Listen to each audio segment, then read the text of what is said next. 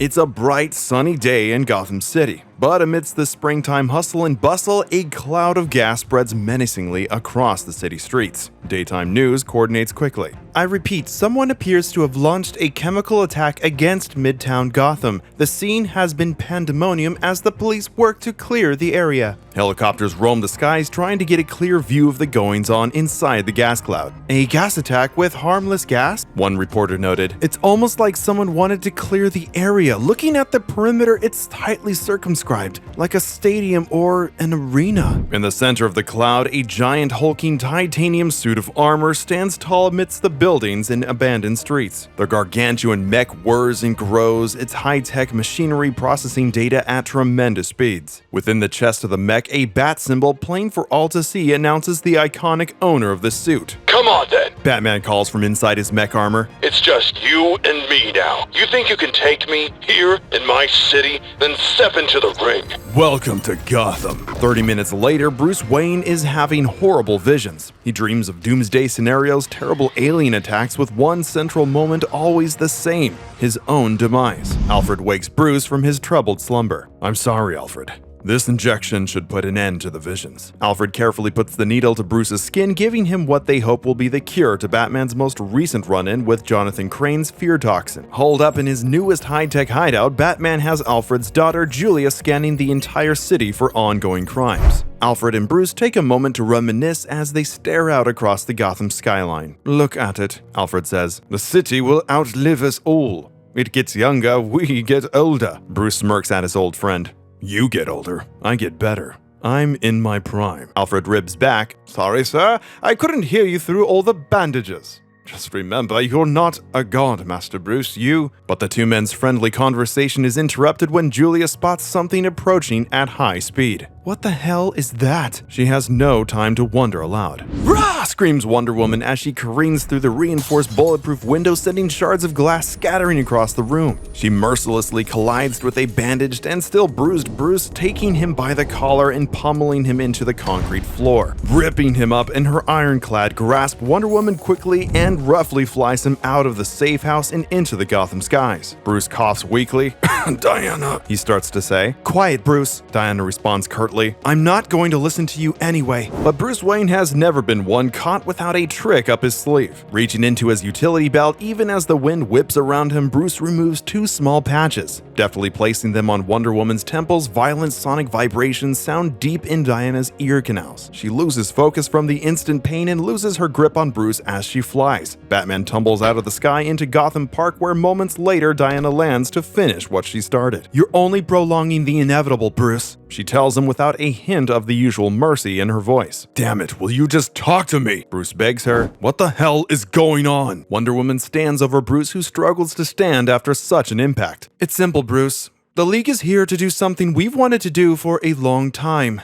Kill you, she says, lifting her sword above her head to execute her teammate and friend. Bruce dives out of the way, desperately trying to create distance between him and the oncoming demigod. Julia! Bruce yells into his communicator. You and Alfred have to enact Plan Fenrir. Alfred signals back. Are you sure? Can you get down to the suit? Bruce yells into his earpiece. Just do it. Release the damn gas. Cutting back to the present, Bruce now stands before Diana in his full Fenrir armor. She's not pulling her punches. Bruce realizes as he and Wonder Woman clash, her fist denting his armor with each powerful swing. So you can't either. Seeing his opening, Batman throws all his strength into one solid roundabout. The power of the Fenrir mech sends Diana flying through a nearby building. Diana, you have to fight through whatever this is. Please, tell me who did this to you. Bruce calls to her, praying that he can get through to Wonder Woman before the battle escalates any further. Maybe no one did this to me, Bruce. Maybe I just hate you. Maybe we all do, and this is simply the end. Diana stares back at him through dead, unfeeling eyes. Bruce can sense something is wrong, but can't quite put his finger on what.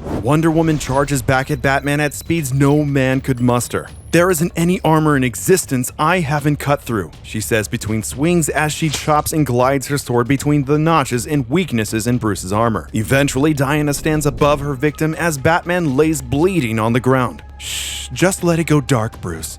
Let it go dark, she whispers as he dies. In reality, however, Wonder Woman stands above no one, staring down at a dying body that isn't there. Utilizing a rare magical threat called the Bind of Veils, Bruce was able to subject Diana to a vision of victory, allowing him to escape unnoticed and unfollowed. Wonder Woman stands tall, confident her prey has been dispatched, while elsewhere in the city, Bruce's Fenrir armor remains fully intact and operational. But not sooner does Bruce manage to get out from under Wonder Woman's blade that a whirling sizzle of red lightning streaks by him. With each pass, the Scarlet Speedster makes more and more of Bruce's armor is deconstructed. The Flash is literally taking him apart bit by bit. "Run, Red!" Batman screams as quickly as he can. Instantly, his armor begins processing the Flash's trajectory. As Flash speeds towards the armor, a cannon on Bruce's shoulder shoots out a frictionless coating on the street below Flash's feet. Then, as the fastest man alive begins losing speed, the Fenrir armor takes over and smashes the Flash with a punch that would crush an elephant. The whole thing is over before I even know it, Bruce thinks to himself, looking at the aftermath of his armor's takedown. Enough tricks and gadgets! A domineering voice calls from the sky. Aquaman floats down, his legendary trident pointed directly at Bruce's heart. Now turn and face me like you have some damn honor, and we'll... But Arthur's call to arms would be cut short. Without hesitation, Bruce fires another cannon from his suit's artillery systems. A pink gel-like substance strikes Aquaman squarely in the chest and begins encasing the Atlantean in hardened, unbreakable foam. That's the thing, Arthur. Bruce's voice hums from inside the mech as Aquaman falls helpless to the street. There's no honor in a street fight. Batman. Julia's voice comes over Bruce's comms as he leans over Arthur to get some answers. We're picking up some movement, something big coming at you. I'm staying here, Bruce tells her. It's the only safe place to fight them. Though he projects confidence to Julie and Alfred, inside Bruce is worried about who might be coming for his head next. Please let him still be off planet. Bruce starts to pray, but it's too late.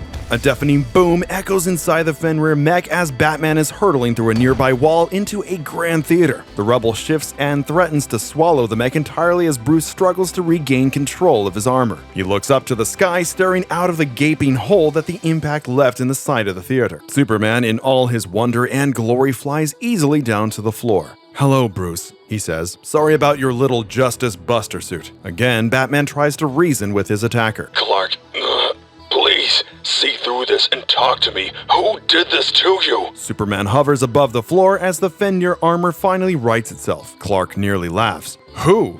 Well, Bruce, it's actually sort of funny, Clark says. All across the city, the members of the Justice League begin to chuckle. Finally, it dawns on Bruce who he's been dealing with the entire time. No, not him, Batman shouts, staring at Clark as his face begins to twist in a grotesque cackle. Oh yes, Bruce, Clark says. And no one's going to save you this time.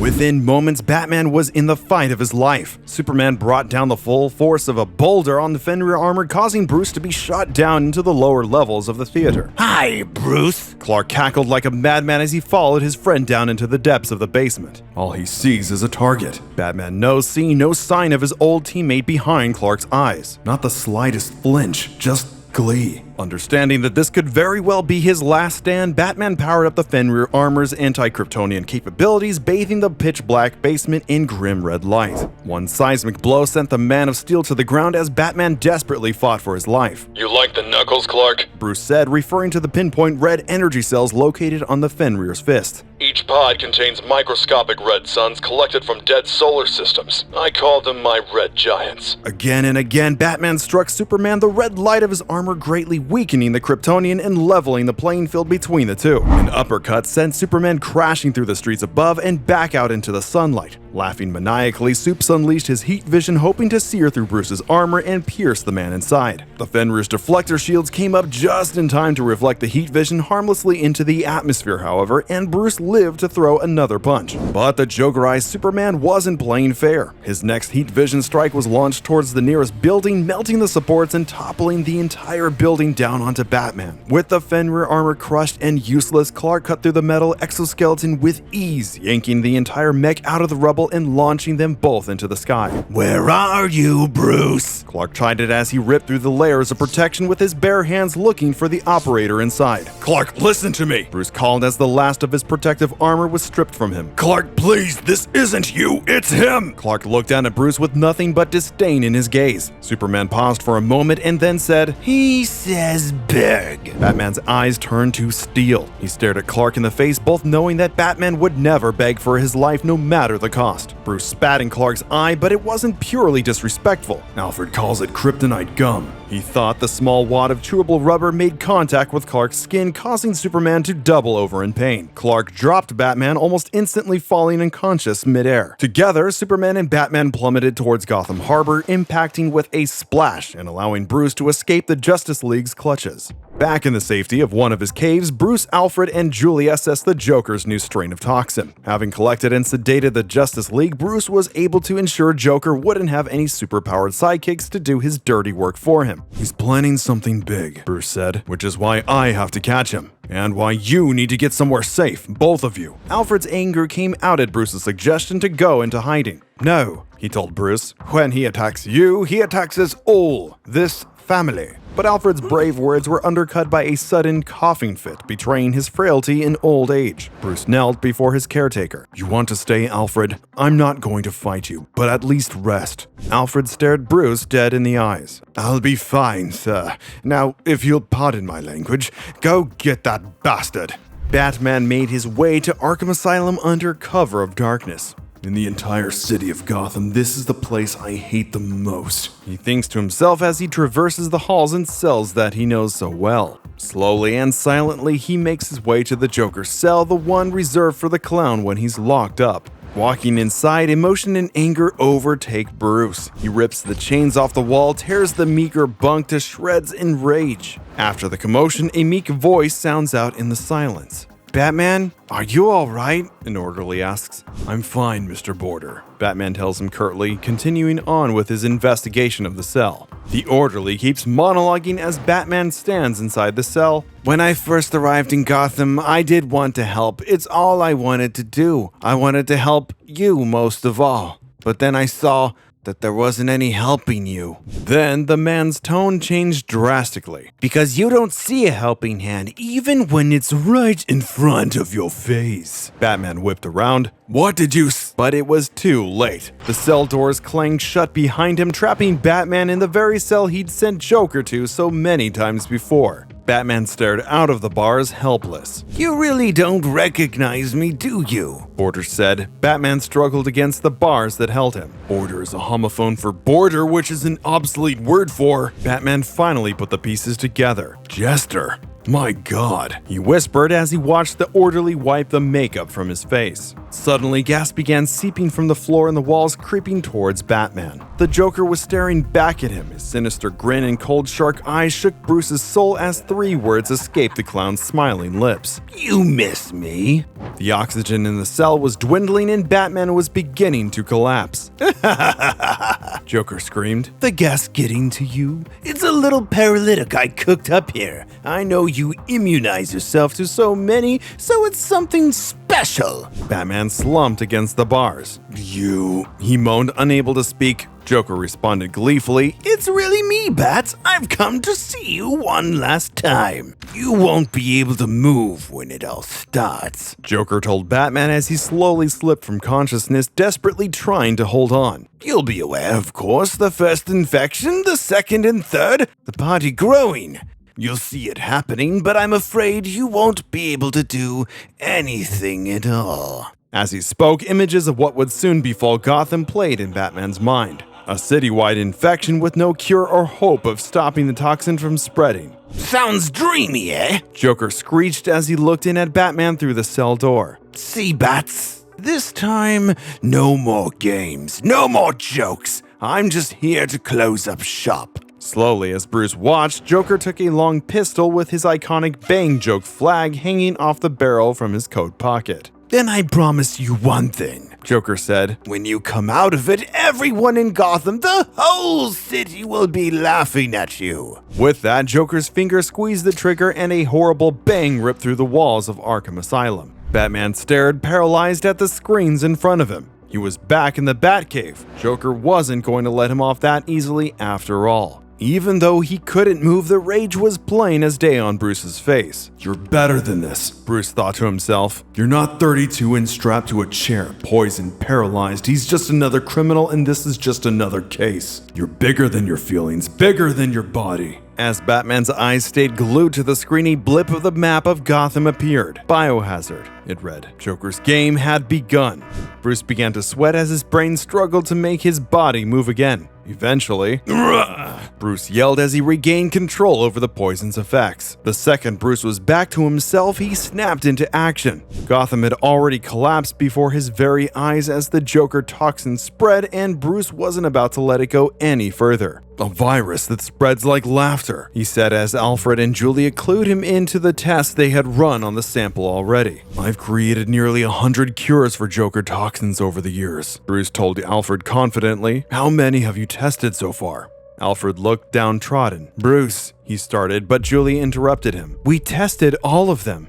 The father and daughter had tracked down patient Zero to Gotham Hospital, and even before he was sure his body was his own, Bruce set off into the night. On his way to the hospital, Bruce called his other oldest ally in the city. Tell me you have a cure, Commissioner Gordon said the second he picked up his phone. Not yet. We don't find a cure in the next few hours, they'll quarantine the city. They're bringing in walls, Gordon told Batman. I'm en route to find the source of the infection. I get what I'm looking for, I can send a formula for a proper cure directly to the console. Stay alert, Batman ordered Jim. But as Batman descended into the city, he looked down the streets and saw a riot of infected, Jokerized citizens fighting. His eyes grew wide as he looked down at what the city has become. Finally, Batman reached the hospital. He crashed through the window with the infected waiting to greet him. They cackled out as they watched him with hateful eyes. Batman out, he told Jim. Bats, the infected murmured as they swarmed towards Batman. He fought them off, being careful not to use his full force on innocent civilians. Every door Batman made it through safely, more and more Jokerized Gothamites waited to attack him. Meanwhile, Jim Gordon was going through old photos of the Gotham Hospital. He combed through disaster reports until his eyes fixed on something horrifying. His cigarette fell from his mouth as he saw the unmistakable face of the Joker staring back at him from a newspaper clipping nearly 100 years prior. Again, 50 years later, during a horrific disaster at the hospital, Gordon found Joker's face staring at him from the newspapers of the past. Suddenly, as he kept searching, Gordon heard a creak echo out from inside the apartment.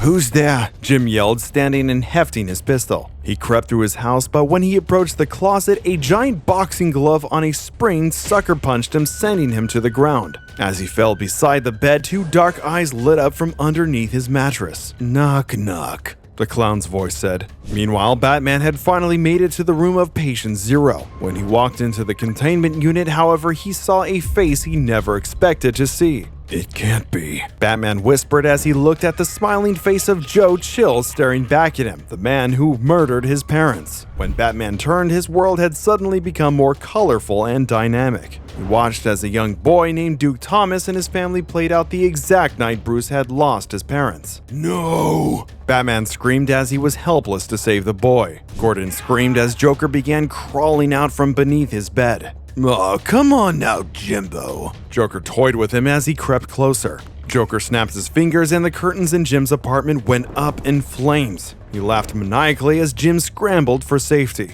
Joe Chill stepped out from a dark alleyway and began leveling his gun at Thomas's family. Batman began panicking. Not again. Abject fear was painted across Duke's face as he watched the mugger grow closer and closer. Move and I'll cut you down, Joker, Gordon yelled, finally getting his hands on his gun. No more parlor tricks. No more doctored photos or gags. Joker laughed at him, walking still closer as he spoke. You know, maybe you're right, Commish. Maybe this one time. It's not a joke at all. Joker grabbed an axe from the corner of the room and turned to smile at Jim with fire still raging behind him. Batman smashed through the glass that was holding him back from saving the Thomases while across town Joker took a swing at Gordon. At the same time, both Joe Chill and the Commissioner unloaded their weapons. Batman dove in front of the bullet meant for Duke's father while Joker took Gordon's bullet head on. Batman and Joker both fell to the floor. Batman rose, having saved Duke Thomas from the same fate he suffered. But the hole Batman left in the glass was enough for more infected to follow. Look! Duke called, pointing to the army of Jokerized doctors and nurses fast approaching. Duke's parents were lost to the virus as the crowd overtook them, but Batman grabbed the boy and shoved him out of the room. Keep going! Batman yelled at the boy. As the two ran, Batman's communicator lit up. Batman, he's gone. Gordon yelled, relieved, into his phone. He's gone, Batman, flesh and blood dead, Gordon told Batman as he stared down at Joker's body. Batman and Duke raced through the hospital as Gordon kept talking. But behind him, as he took his attention off of Joker's body, the clown rose from the fires and silently stared at Gordon. Batman swerved and drove out a nearby window to protect Duke from the hordes of Joker's zombies closing in on them. He heard over the phone from Gordon. Jim! Jim, are you there? Batman yelled into his earpiece. A sickening, cold, all too familiar voice answered him. Hello, Bruce, Joker said. Protecting Gotham requires great sacrifice. Find out what happens when Batman tries to save an entire universe.